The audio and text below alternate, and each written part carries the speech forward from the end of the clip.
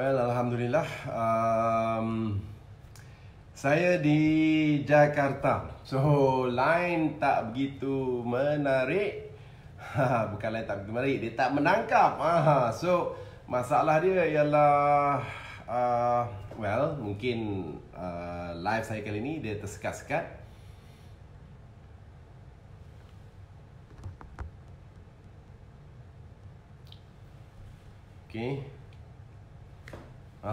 Okay. Right.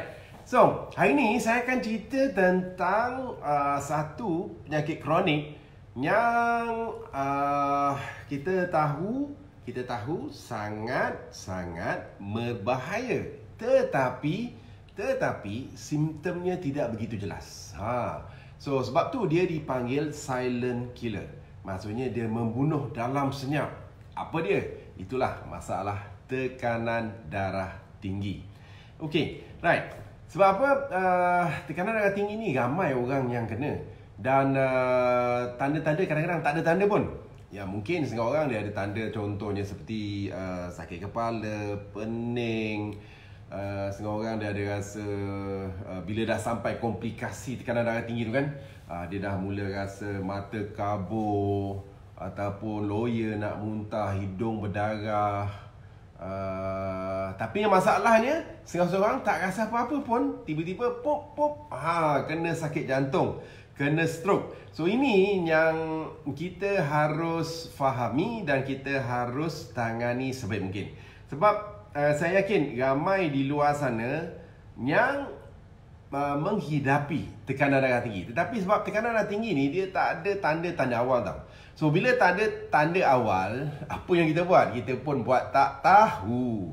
Ini masalah kita.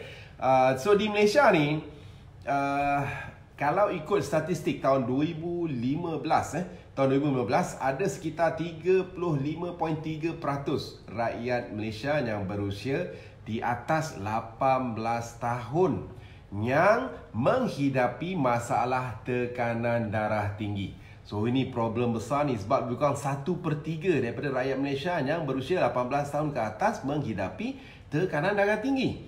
Right, yang lebih harunya ialah 60% tak sedar pun mereka ada masalah tekanan darah tinggi tersebut. Okey, tekanan darah tinggi memang kita tahu dia ada dua jenis lah. Yang utama, satu yang kita panggil sebagai essential. Essential ni primary ya. Essential ni selalu dia berkait dengan peningkatan usia.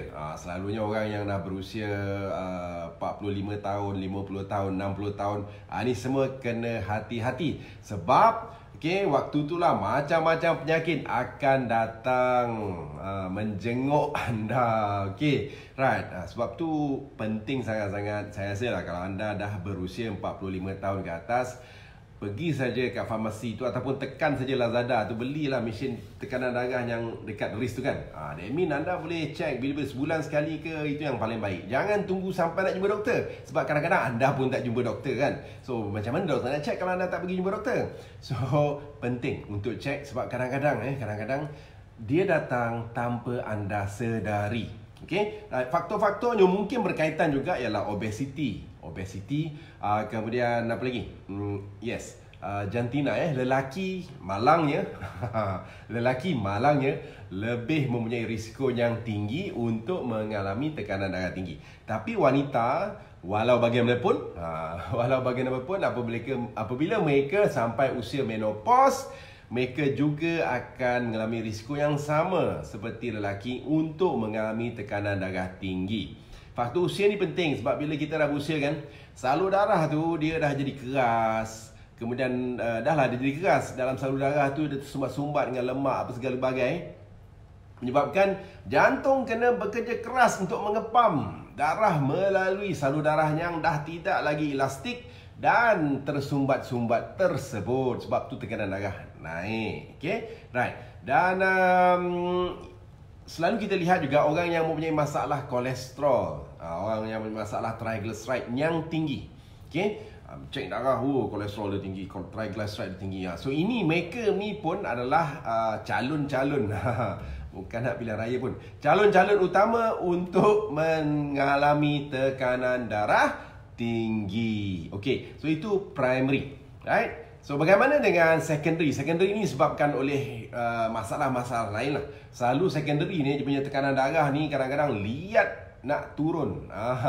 Apa masalahnya? Selalunya ialah disebabkan oleh masalah organ, contohnya masalah buah pinggang. Terutamanya apabila saluran darah ke buah pinggang tersebut menjadi sempit. So ini kita faham boleh menyebabkan secondary hypertension yang memang susah nak dirawat. Dia buat pembedahan, dia lancarkan darah di bahagian tersebut, so tekanan darah pun terus drop. Okey, ada juga sebab lain. Saya ingat waktu saya buat houseman dulu, kalau tekanan darah tinggi yang melonjak-lonjak tu, kita kena check sama ada tumor. Yang dipanggil sebagai pheochromatositoma. Tumor ni di bahagian kelenjar adrenal atas sikit daripada buah pinggang tu. Ni adalah dia bermain rapat dengan hormon yang menyebabkan tekanan darah pun naik. Okey, lain-lain ada juga disebabkan oleh gaya hidup tak sihat lah.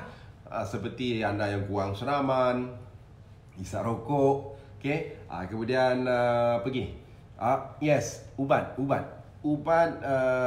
pil perancang, orang yang selalu makan ubat tahan sakit, NSAID, non-steroidal anti-inflammatory drugs, termasuklah steroid juga, okey, ubat anti kemurungan, ubat sesama. Ini bahayanya kalau orang yang resdung bergantung pada ubat decongestant, macam Actifed apa semua tu. So ini pun boleh meningkatkan risiko anda mengalami tekanan darah tinggi, termasuklah ubat-ubat yang lain-lain tu, macam anabolic steroid dan sebagainya lah, kan? Okay, right. So itu punca. Ini bukan saya nak cerita tentang punca, sebab kita tahu ramai rakyat Malaysia ni mengalami tekanan tinggi. So saya nak bantu anda untuk memahami bagaimana nak kawal, tips-tips yang anda boleh gunakan bagaimana nak kawal tekanan darah tinggi tersebut. Okay, right. So first kali yalah waktu saya belajar tahun 80-an dulu, memang dia punya julat yang nak menentukan tekanan darah tinggi itu memang lebih tinggi. Okay, sekarang dia kata kalau tekanan darah itu lebih sistoliknya, yang bahagian atas tu 130 ke atas, ataupun yang bahagian bawah tu diastoliknya 80 ke atas, anda dah tergolong dalam golongan orang yang mempunyai tekanan darah tinggi.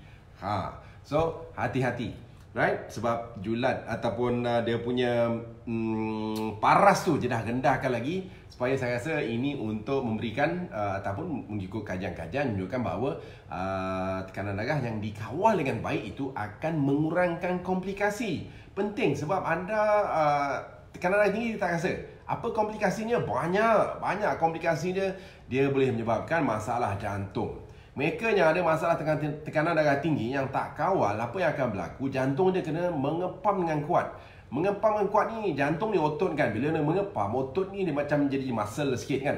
So dia kena lama-lama jantung tu jadi daripada besar ni dia jadi besar ni. Dia jadi besar. Kardiomegali bahasa saintifik dia panggil. Kalau tengok x-ray tu kita boleh tengok sebiji jantung macam tu besar kan. So jantung yang besar ni kadang-kadang lama-lama dia dah tak larat kan. Biasalah nak mengepam darah tinggi, tak berhenti-berhenti dia mengepam. Last kali apa dia kena? Lemah jantung. Dan satu perkara lagi, mungkin darah yang sampai ke di bahagian jantung, darah daripada salur darah coronary tu pun tak cukup nak supply sebab otot dah banyak, dah tebal. So dia mudah dapat apa? Sakit jantung. Itu yang pergi kenduri, makan tak jaga, tiba-tiba tersedak-sedak terus innalillah kan. So itu kita tak nak berlaku. So, sebab tu anda harus kawal tekanan darah tinggi ni.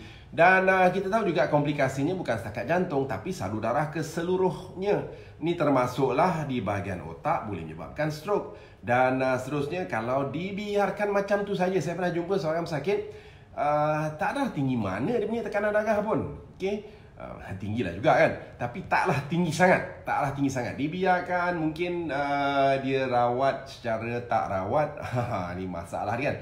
Okay, dan dia pun tak sangat-sangat ikut nasihat daripada mereka, daripada doktor. Dia dah cakap macam ni, tak nak dengar juga sebab dia tak ada simptom. Tiba-tiba apa jadi?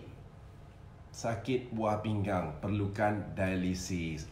Sudah kan. Kan satu perkara, satu masalah kat situ, dah menurunkan kualiti hidup anda, kena buat dialisis 5 jam sehari selang 3 hari. So ini dah tak best lah kan.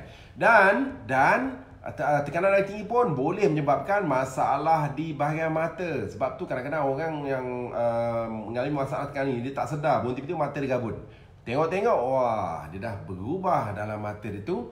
Kita panggil hypertensive retinopathy. Okay? So ini pun masalah tekanan. Banyak lagi masalah ni. Sebab tu anda harus jaga. Bukan saja jaga tekanan darah, tapi anda harus peka. Terutamanya bagi saya, mereka-mereka yang berusia 40, 45, 50 tahun ke atas, pastikan dalam rumah anda ada mesin cek tekanan darah. Itu bukan mahal pun. Lebih kurang 100, kalau yang standard sikit 150, 200. Takkan tak mampu kot. Boleh insyaAllah. Sebab beli sekali tahan lama. So tiap-tiap nak cek setiap hari tak apa, tak ada masalah. Tapi yang penting, kalau tiba-tiba tekanan darah anda naik, jangan terkejut. Kadang-kadang tekanan anda tu boleh terkejut dia naik. Tapi pastikan tekanan darah tu pada tahap yang tinggi, 3 kali bacaan pada keadaan anda normal ataupun anda kurang stres, anda semua okey, tengok-tengok ada tinggi juga.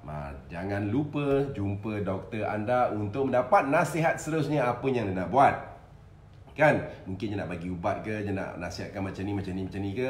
Itu bergantung kepada keadaan masing-masing. Okey, hari ni saya nak sharekan 8 tips supaya anda boleh elakkan ataupun boleh kawal, dan setengah orang boleh reverse masalah tekanan darah tinggi. Sebab saya pun dapat soalan hari tu. Doktor dia tanya, boleh tak hypertension ataupun tekanan darah tinggi ni di-reversekan? Ini bergantung kepada masalah, keadaan, sebab, punca dan perlakuan individu tersebut. Nak kata boleh ke tak boleh, itu semua bergantung kepada itu, dan juga rezeki daripada Allah Subhanahu Wa Taala. Okey, sebab tu kena doa banyak-banyak. Right. So, satu perkara yang sangat-sangat essential, yang sangat-sangat penting, nak kawal tekanan darah. Ini rakyat Malaysia tak suka dengar ayat ni. Apa dia? Senaman. Sebab apa saya cakap rakyat Malaysia tak suka dengar? Memang dia dengar lah, tapi nak melekat, nak jadi tabiat tu memang payah. Memang payah. Nak darah tinggi ni tak ada simptom sangat kan.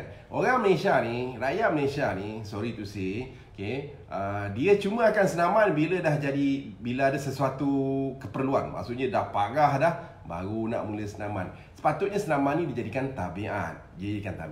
Sebab kalau ikutkan senaman, saya teringat dulu saya pernah baca majalah Lancet.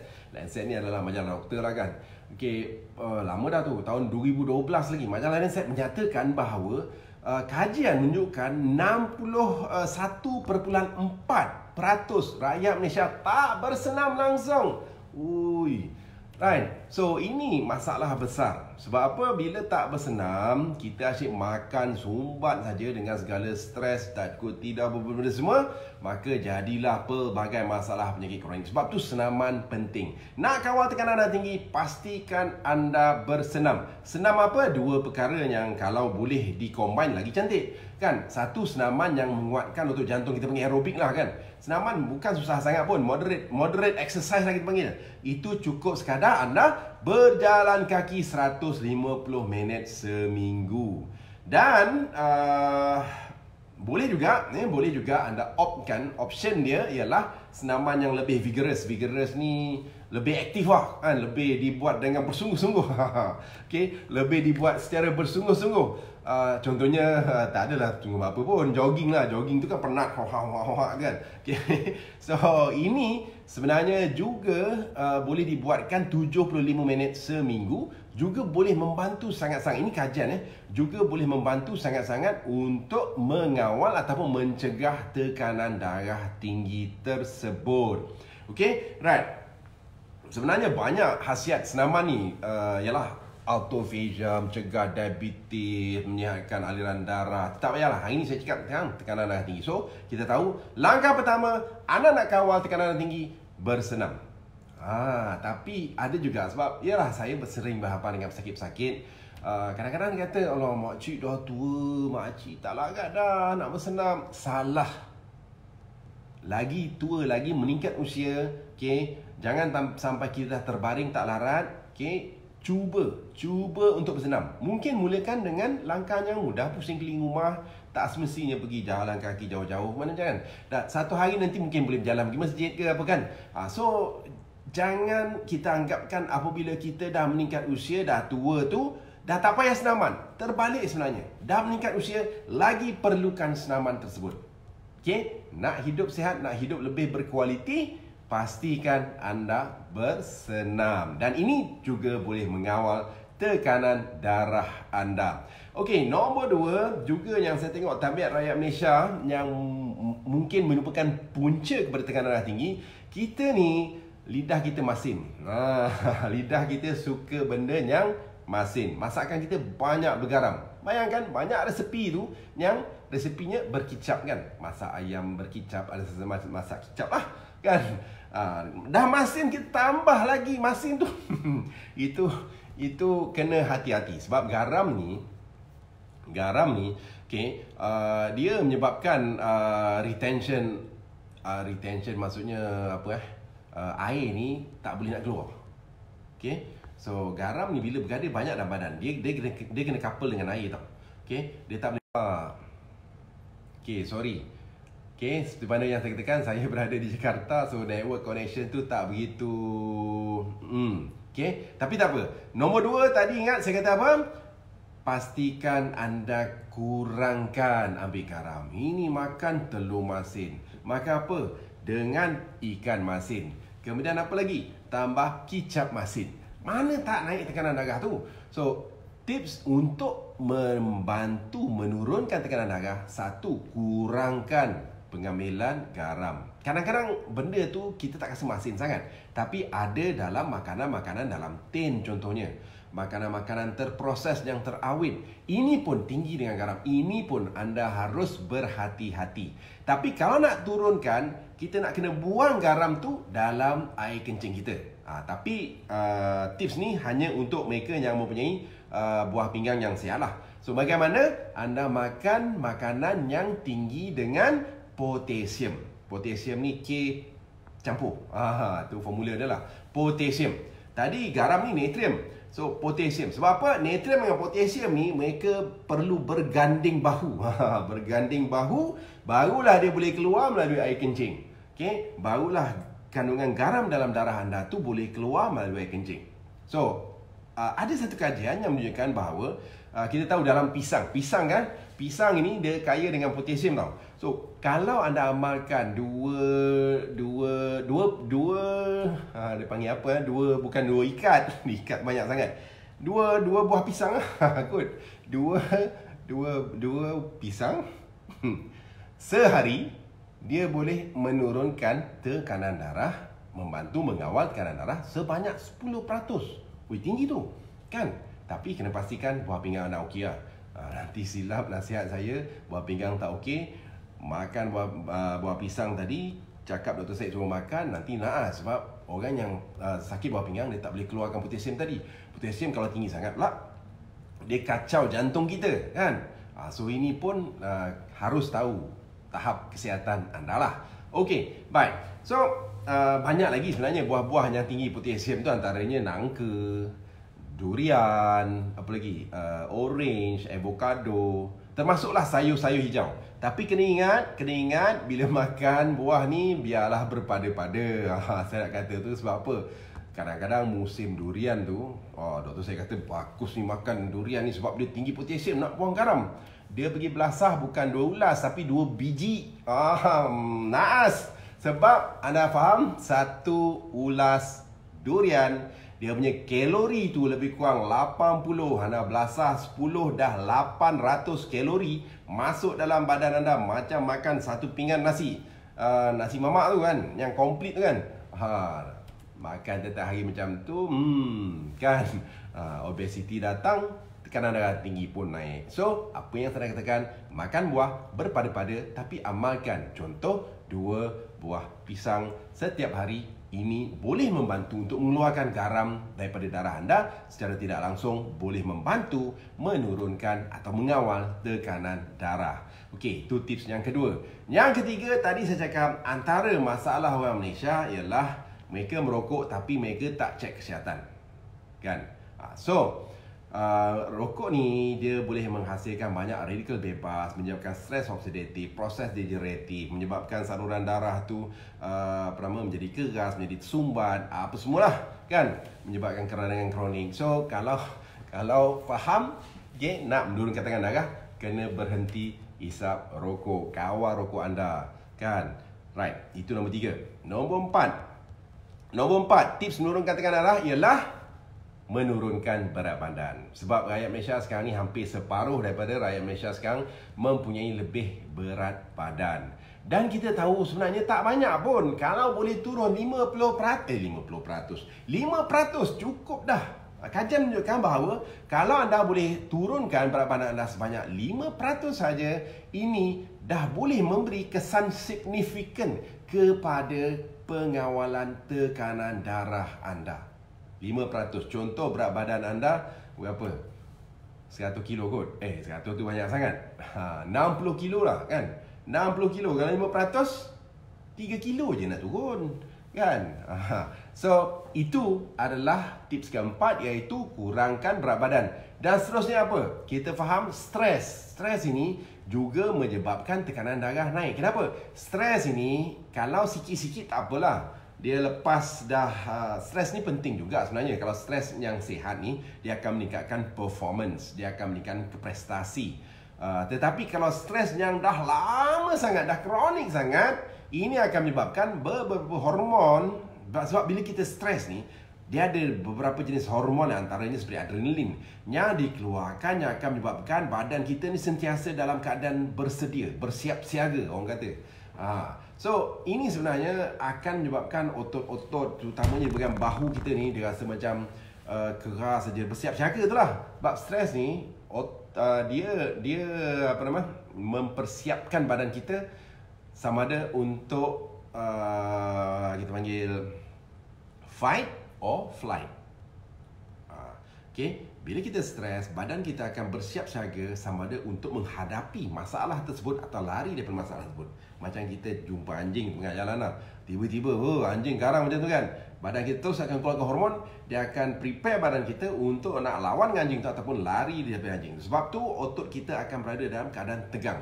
Sebab itu apabila benda ni berterusan, okay, dalam keadaan ini juga dia akan menyempitkan salur darah. So secara tak langsung, bila salur darah sempit, otot jantung pun kita nak mengepam makin kuat. So sebab tu tekanan darah naik. Tapi secara tak langsung, otot-otot di bahu, di tengkuk kita ni yang asyik keras, bersiap siaga tu, dia akan jadi lenguh. Sebab tu setengah orang, bila dia kata dia lenguh dekat bahagian sini, bahu, bila dia cek tekanan darah dia, naik. Tapi itu bukan simptom tekanan darah, tetapi itu simptom daripada stres tadi yang menyebabkan lenguh di bahu, otot yang dah lama bersiap siaga tu, dan juga yang menyebabkan badan kita terdedah kepada gejala tekanan darah tinggi tersebut. So, langkah dia ialah kawal stres anda, sentiasa bersyukur, relaxkan badan anda, berzikir. Apabila kita solat dengan khusyuk, itu semua membantu untuk mengawal stres anda. Okey, right, itu yang kelima. Seterusnya apa? Yang keenam. Ini pun rakyat Malaysia suka dan susah saya cakap. Sebab apa? Masalahnya ialah kurangkan makanan ataupun minuman gula, yang ada gula. Susah kan? Sebab hampir semua makanan kita ada gula. Nak lagi kalau kita makan di luar sana, kadang-kadang dia campur apa tau? Dia campur cecair yang kuning tu, namanya HFCS, High Fructose Corn Syrup. Okay, yang memang manis, yang sedap, memang menawan selera kalbu. Tapi fruktos tu bila masuk dalam badan kita, dia tak boleh digunakan, dia harus dipecahkan di bahagian hati, dan apa yang berlaku, dia akan mengganggu satu tindakan yang mana dia akan menurunkan adalah kita panggil nitric oxide pathway. Ini biochemistry lah pula. Okey, nitric oxide pathway yang mana nitric oxide ni sangat-sangat diperlukan badan untuk mengembangkan selur darah. So bila nitric oxide ni dah kurang, semakin kurang, selur darah tak boleh kembang, dia akan jadi kecut. Bila kecut, samalah jantung tadi kena mengepam dengan lebih kuat dan ini akan meningkatkan tekanan darah. So gula no. Bukan untuk kencing manis saja, tapi juga untuk tekanan darah tinggi. Elakkan, kurangkan pemakanan yang manis, minuman manis. Okey? Right. Dan nombor 7 ialah dari sudut tidur. Tidur ni sangat penting tuan-tuan puan. Okey? Right. Bukan saja dia boleh mencegah masalah kencing manis, tapi tidur yang cukup ini sebenarnya cukup dan berkualiti lah. Tidur yang cukup dan berkualiti ini dia boleh mengurangkan risiko tekanan darah tinggi. Kita faham orang yang tidur kurang daripada 5 jam, dan ini berterusan saja kan, dia dah meningkatkan risiko tekanan darah tinggi sebanyak 500%. So tinggi sangat tu. So harus hati-hati sebab penting tidur ni. Waktu kita tidur, sebenarnya badan kita merehatkan diri. Kemudian kita mengeluarkan hormon, contohnya melatonin. Melatonin ni dia akan repair apa yang berlaku, kerosakan-kerosakan yang berlaku pada hari sebelumnya. Kalau kita tak repair benda tu, lama-lama dia accumulate, dia kerosakan tu makin terkumpul, menyebabkan dia hancur. So ini yang kita tak nak kan. So okey, bateri pun dah low lah pula. Okey, right. Dan yang ke-8, tadi saya cakap tidur kena cukup satu hari berapa jam? 7 hingga 8 jam. Itu yang paling bagus. Tidur banyak sangat, lebih 9 jam pun tak sihat, kurang pun tak sihat. Okey, right. Dan akhir sekali ialah jaga makan anda. Ataupun kita boleh gunakan nutrisi tertentu untuk membantu menurunkan tekanan darah. Antara nutrisi yang tentu ialah mineral-mineral tentu. Contohnya magnesium. Magnesium ni dia boleh membuatkan salur darah kita relax. Magnesium penting. Seterusnya kalsium. Kalsium juga penting daripada produk tengu ke sawi hijau ke. Dan juga bahan-bahan yang kita namakan sebagai phytonutrisi seperti polyphenols. Ini daripada buah-buahan berry. Contohnya daripada cranberry, blueberry, strawberry, apa jenis berry lah, cranberry. Okay. So ini semua mempunyai polyphenols. Yang polyphenols ni bersifat boleh mengatasi keradangan kronik, juga boleh mengatasi stres oksidatif yang menyebabkan penyumbatan ataupun pengerasan salur darah kita tu. Dan banyak kajian menunjukkan bahawa kalau kita makan buah dia bukan banyak, buah secara istiqomah. Kalau makan buah banyak, masalah juga badan kita kan, sebab dia kena tengok kuantiti juga. Okay? Tak boleh berlebihan sangat. Okay? Sebab buah juga membawa fruktos. Buah delima secara istiqomah pun boleh membantu mengawal tekanan darah anda. Okey, dan akhir sekali elakkanlah makan makanan yang menyebabkan keradangan. Keradangan tu banyak Contohnya seperti trans fat. Contohnya seperti apa lagi? Gula tadi saya cakap, high fructose corn syrup.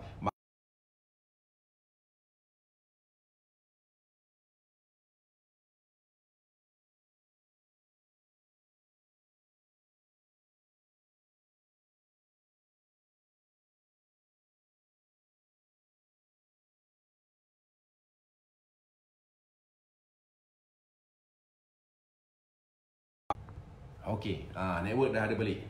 Okey. So, apa yang saya cakap, saya ringkaskan di sini. Okey, ada 8 tips yang saya kongsikan pada hari ini untuk mengawal tekanan darah. Nombor 1, sebelum saya nak bagi tips tu, penting saya ulang balik, tekanan darah tinggi adalah pembunuh yang senyap. Pastikan anda kawal, anda tahu, anda jaga dan anda monitor tekanan darah anda, terutamanya seandainya anda bergelar seorang lelaki. Nombor 2, anda berusia 40 tahun ke atas. Nombor 3, anda rasa-rasa berat badan anda tu terlajak lebih sikit. Kan? Pastikan monitor. Okey, sebab kadang-kadang anda tak monitor, tak ada siapa tahu, tiba-tiba tersedak-sedak, sakit jantung. Itu yang kita tak nak tu. Okey, kita pergi pada tips tadi. Tips pertama apa dia? senaman. Tips kedua, jaga, elakkan, kurangkan makan garam. Tips ketiga, elakkan dan kurangkan merokok. Tips keempat, kalau anda lebih berat badan, sedari sikit, harus turunkan berat badan sebab penurunan 5% tekanan berat badan dah boleh memberi kesan yang signifikan menurunkan, mengawal tekanan darah anda. Kemudian harus kawal stres dengan baik. Kemudian elakkan daripada makanan manis dan juga gula. Okay? Dan seterusnya apa? Tidur yang mencukupi dan dapatkan khasiat daripada makanan-makanan ataupun zat nutrisi yang penting. Contoh apa? Magnesium, kalsium, polyphenols daripada buah-buahan berry. Termasuklah khasiat-khasiat daripada buah-buahan yang lain seperti delima yang saya cakap tadi. Dan hindari daripada makanan yang memberi keradangan kronik dalam badan. Contohnya makanan bergoreng, makanan yang memiliki trans fat ni ialah lemak trans yang memang sangat berbahaya kepada badan. Saya bagi contoh simple saja, minyak pada margarin tu, okey. Ini banyak trans fat.